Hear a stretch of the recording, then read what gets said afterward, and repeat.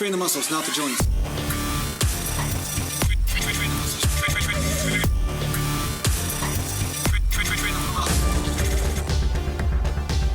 Welcome back to Natural Gallant Bodybuilding Mountain.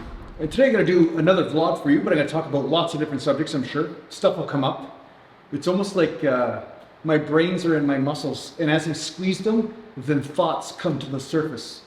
So it's kind of how these videos work, right? So due to an overwhelming amount of support for the videos, I've been making more of these because you guys seem to like them. I guess it's kind of like us hanging out, because the truth is, you probably wouldn't get a lot of words in if you hung out with me anyway. So it's almost the same, you know, but you watch the video.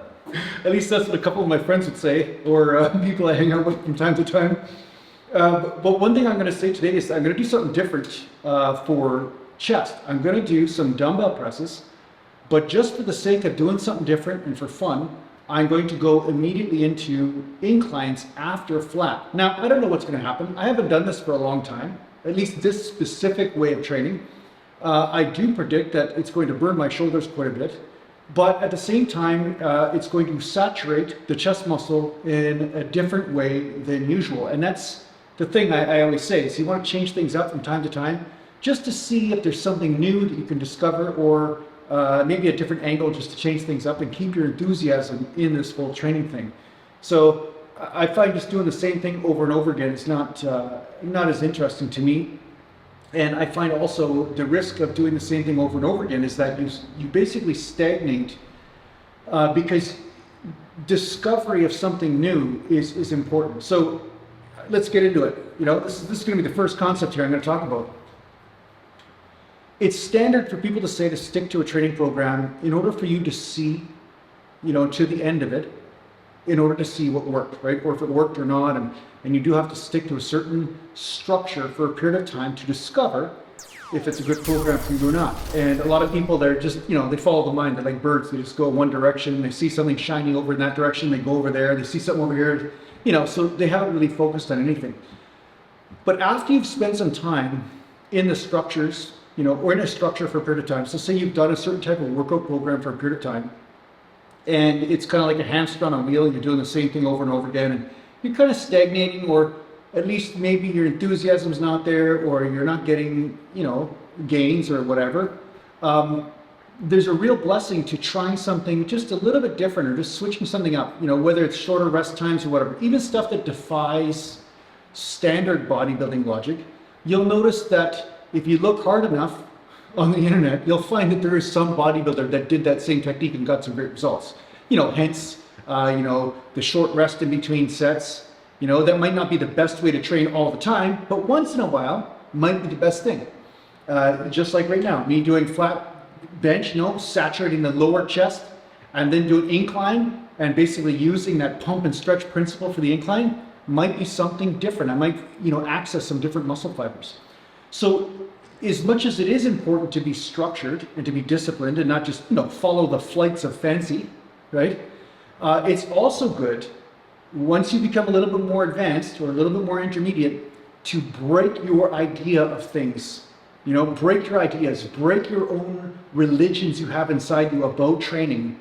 And from there, you'll discover new things, like new philosophies that maybe haven't even been taught to you yet. Maybe haven't even been discovered by anybody else that you listen to. So this is where you can become a bodybuilding genius, right? You can become a natural bodybuilding genius this way.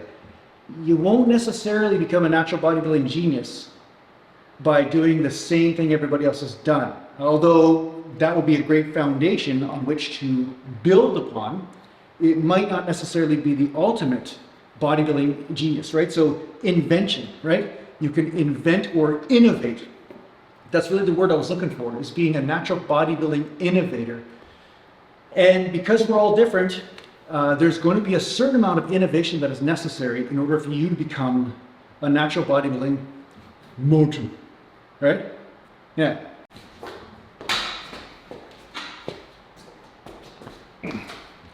Just going to warm up first with some flat, with 70s. Then once I go to 100s, then I'll start playing around and getting into the business here.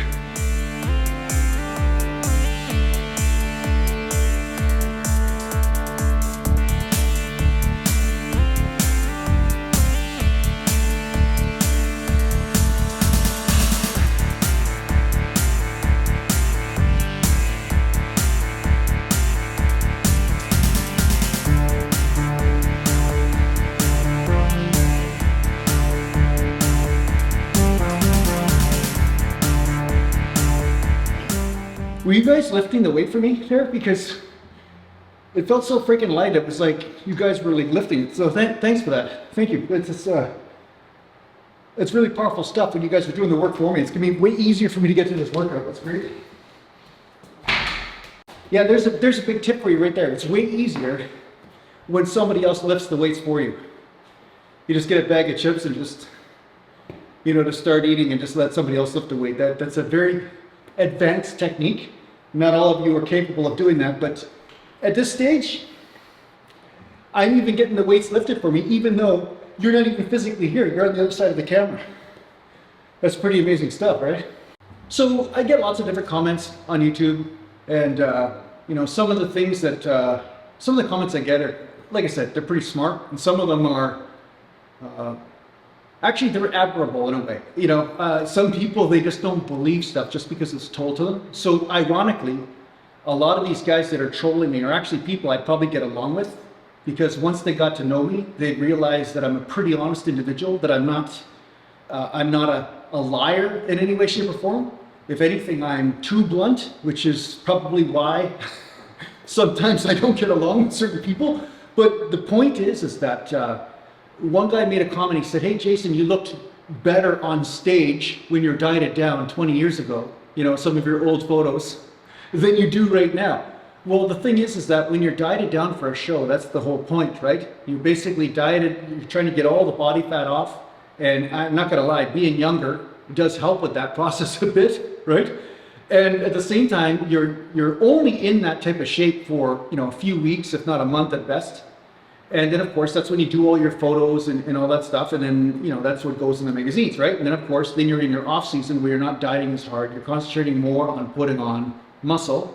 And sometimes it's not really ideal to be at 4 or 5% body fat or 6% body fat all year. Usually, you know, around the 10 to 12 body fat percentage, if not 15 in some cases, is more ideal. At least that was for me, more ideal. But a common comment people will make is say, "Jason, you can't be natural because you looked better when you were younger." Like, I don't even know what to do about that. Like, you know, because when I was competing in my competitive years, I had not gotten any of my hockey injuries at that point yet, right? And at the same time, I was also younger. You know, like when you're 30, 35, 25, 35, like that's kind of your peak years. One could argue, you know, well into 40, 42, 44, you could be in your peak years of competitive bodybuilding.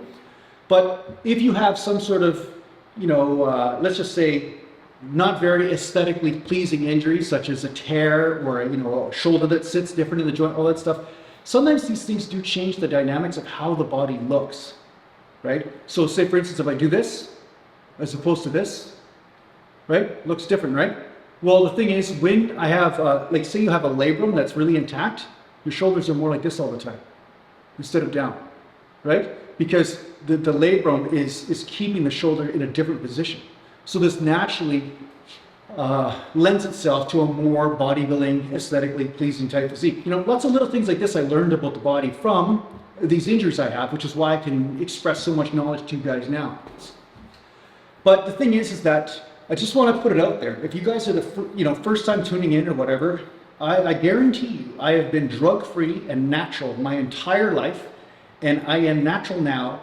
And no, I do not believe in testosterone replacement therapy or anything like that, because I always get these people just assuming or asking or you know, doubting because they've been lied to by guys like the Liver King and idiots like this, you know. And I like a lot of the messages that some of these lying people have given, as far as they've given some good advice when it comes down to eating organ meat or, you know, cold showers or, you know, lots of different stuff like that that can help your health. But I don't agree with the way they went about in spreading their message, you know what I'm saying? So there's nothing for me to gain by lying, you know, and it just doesn't really make sense, you know what I mean? Like, I was unsuccessful before and I'm unsuccessful now, so what's the freaking point? Like, it just, you know? So I always laugh at the trolls. So all I'm gonna say is that I have absolute integrity, and the guys that have stuck around here, you guys that are here, I understand that you guys also have a massive amount of integrity and you wanna learn how to, you know, make the body healthier, stay drug-free, and yeah, let's do this experiment together to find out what works, right? In the end, that's all we're doing. So I just want to say I appreciate that. I appreciate all you guys that do buy my workout programs. Sometimes you buy a t-shirt or you're on my Patreon page. I appreciate the support. It allows me to continue to do this. So thanks a lot for that. So yeah, let's get into a set here. Okay, remember you guys got to do most of the lifting, all right? You guys are going to do most of the lifting and then I'll just do part of it. So that'll help.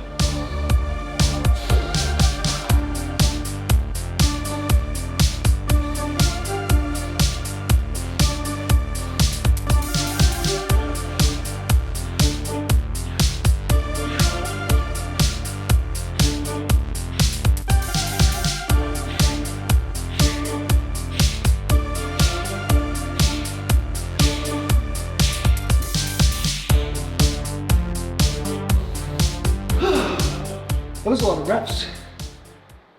I know it wasn't fully locked out. I've explained this before, so if you don't know why I'm not locking out, just look at some of my other videos, all right?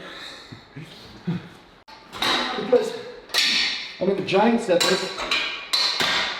I'm going to take about a minute to get my breath back here, and then I'll do the 70 pounders up high, incline, motion. Okay, you guys are gonna lift these ones too, right? That's how it works.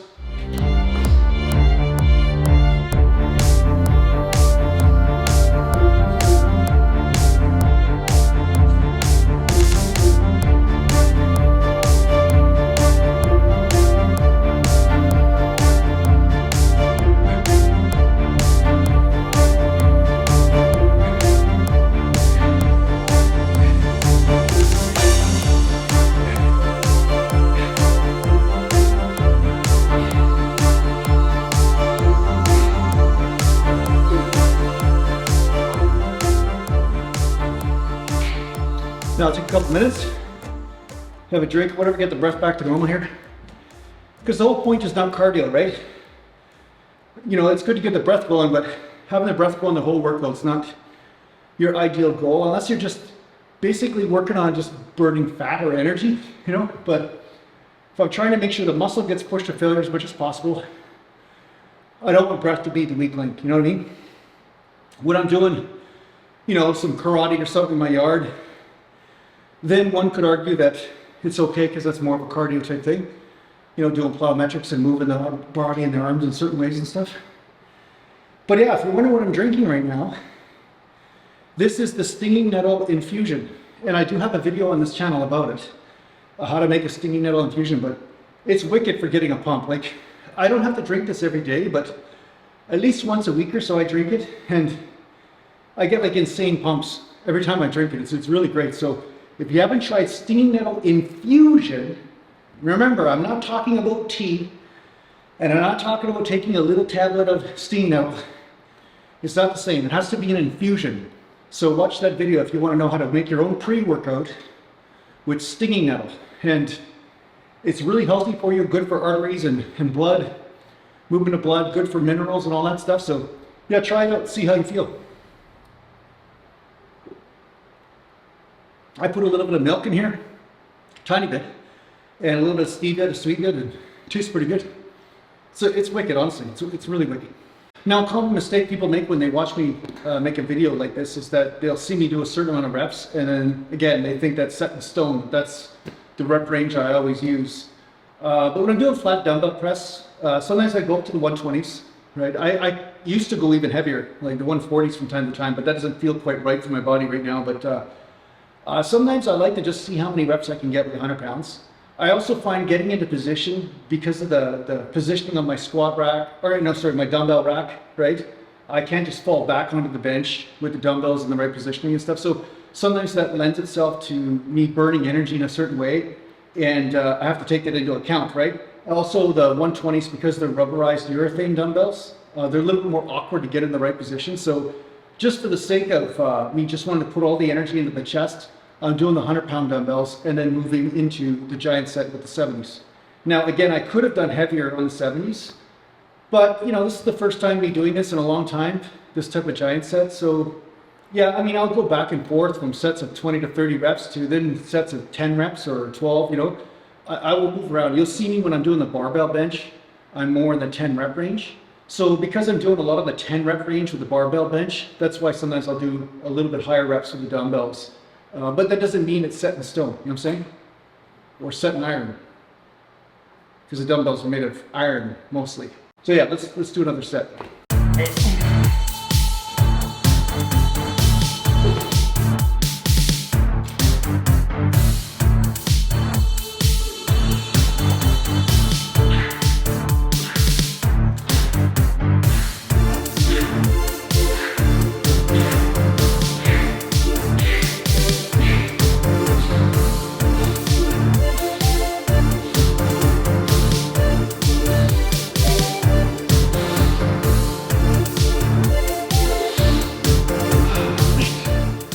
Yeah, now I'm in the next position for the next set.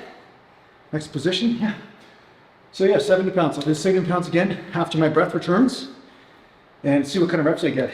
It's funny, you know, when you're at home and you have limited equipment, just doing little things like this does change the dynamic of how the muscles get activated. So that's kind of the benefit of having a limitation. I find sometimes when people are given too much, like too many different variables, too many different machines, too many different things to do, they sometimes miss out on the subtleties that you can exploit with just simple exercises such as range of motion or order of exercises and so forth, right? So something as simple as me doing incline first and then flat changes the dynamic, right? So these are things you want to play with. And when you start messing around with these foundational aspects of your training, you might realize that you don't need some of those machines or some of those other things that have been, I don't know, so well marketed, you know. But yeah, it's always down to personal preference. There's nothing wrong with liking or using certain machines, but I don't know. I guess I'm kind of, I don't know, kind of like one of those guys, like a shoemaker that lived in a village for a long time, right? And then his father was a shoemaker, and his father before him was a shoemaker. You know, you go all the way up the line, he was a shoemaker. And this guy is like an expert on like one aspect of the shoe, you know, like, you know, how the heel is formed or whatever, and the stitching and stuff. It's kind of like that, you know. When you master your own way, when you master an exercise, it's like it has its own universe, right? So you always like feel your way into that universe of that one exercise. It's not as simple as your brain makes it. Meaning that your brain will say, oh, this is just a dumbbell press, and a dumbbell press, a dumbbell press. But when you really use it as the center of the entire universe, to center out or to put those forces on a certain area of your body, it becomes a spiritual thing, you know? You're so in the moment, it becomes very spiritual. So don't forget that, you know? It's the mind that likes all this variety. But truth is truth, you know? Yeah, that's my deep thought for now. Motion.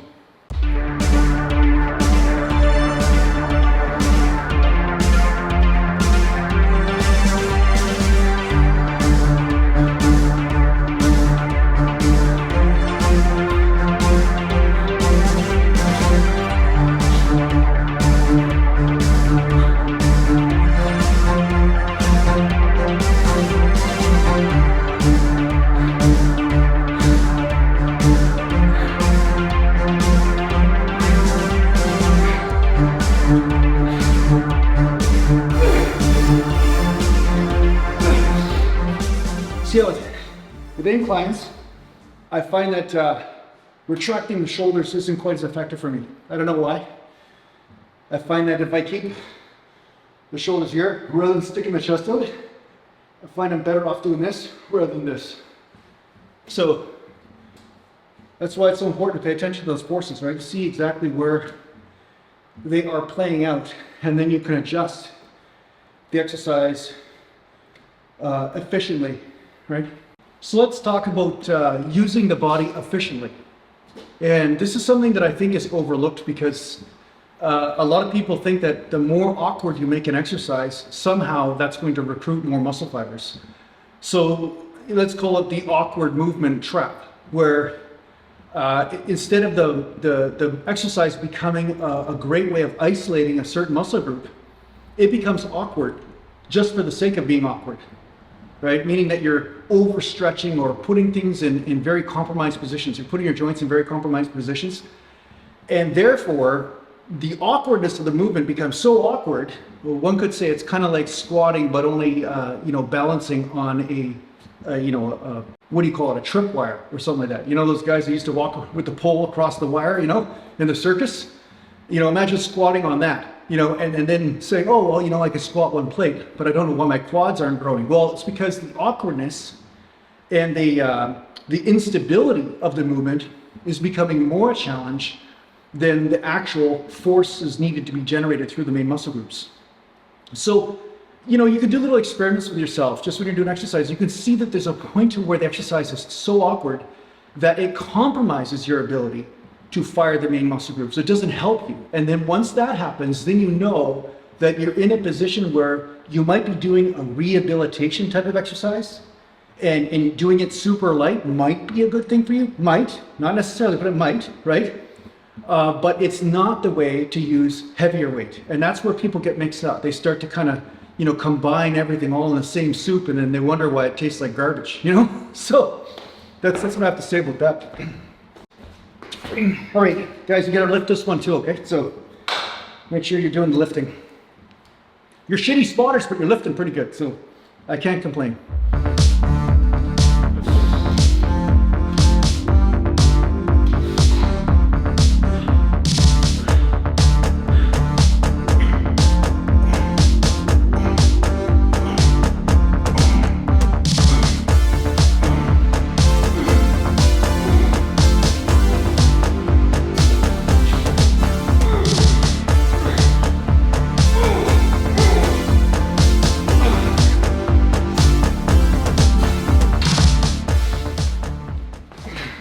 Let's go heavy this set just for fun, because you guys are really enthusiastic, so that's what I gotta do.